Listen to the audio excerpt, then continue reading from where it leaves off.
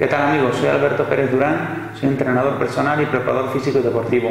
Y con Portal Fitness vamos a solucionaros algunas dudas o problemas en cuanto a determinados tipos de ejercicios. En concreto, hoy vamos a hablar de la diferencia entre abdominales superiores e inferiores.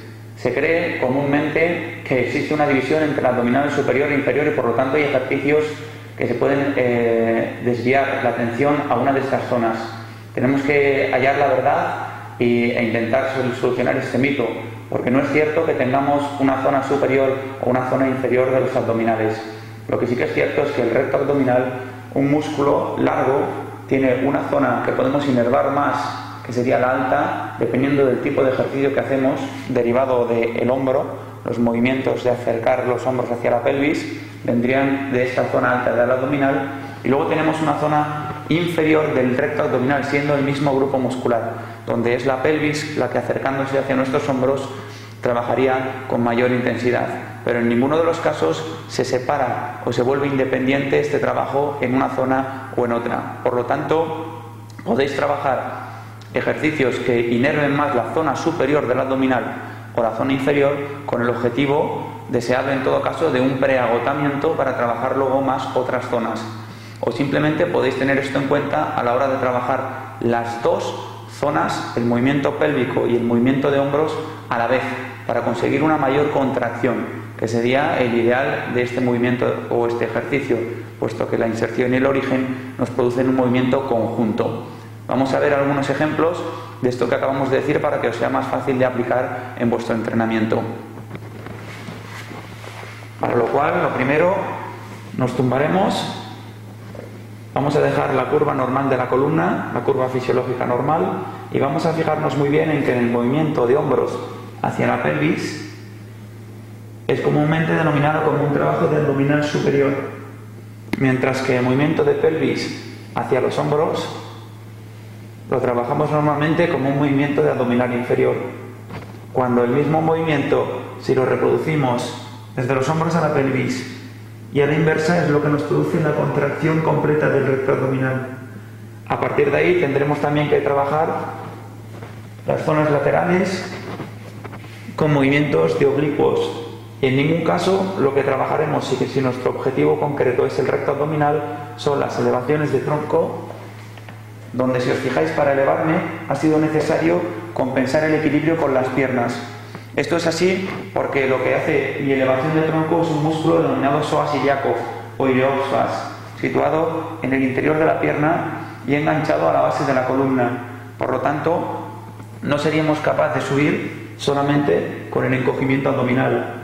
Lo mismo, al estirar las piernas, estamos trabajando este mismo grupo muscular que hemos citado, el psoas ilíaco, de tal manera que yo puedo hacer la retroversión pélvica, pero el peso de mis piernas sería el que me facilita, a partir de pasar del punto de la cadera, el encogimiento abdominal. La forma perfecta, repetimos, sería al combinar los dos movimientos, hombro y pelvis.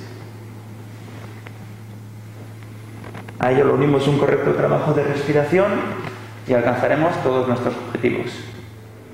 Vamos a ver entonces cómo determinados ejercicios, como el encogimiento superior, podemos unirlos a una elevación de tronco para que en determinados deportes sea más útil este ejercicio. Por ejemplo, en aquellos donde es importante una potencia de salida en la pierna, un sprint, una patada, etc. De tal manera que el encogimiento normal, el encogimiento superior, llevaríamos los hombros hacia la pelvis. El trabajo del recto abdominal estaría completo. Sin embargo, si enganchamos, podemos llevar hombros a pelvis y a partir de aquí ya no sería solo trabajo abdominal, sería un trabajo isométrico. El abdominal no se acorta, simplemente se mantiene en tensión y son los psoas, el psoas ilíaco, el que me está elevando el cuerpo. Este es un ejercicio ideal para determinado tipo de deportes. Sin embargo, si queremos solamente trabajar el recto abdominal, en la primera parte del ejercicio sería únicamente la necesaria. Vamos a ver también cómo el trabajo que determinamos generalmente como de abdominales inferiores inerva también el psoas ilíaco. Un ejercicio muy común en los gimnasios es la elevación de piernas. En este caso, si las piernas las tenemos estiradas y simplemente elevamos. El trabajo de retroversión pélvica que hemos visto antes en el suelo no es correcto, no hay un acortamiento en la musculatura del recto abdominal, simplemente estaríamos elevando las piernas con ese otro grupo muscular que hemos llamado psoas ilíaco. En cambio, si flexionamos las rodillas y tomamos como punto de partida el inicio del movimiento, este encogimiento sí que inervaría directamente la zona inferior del abdominal.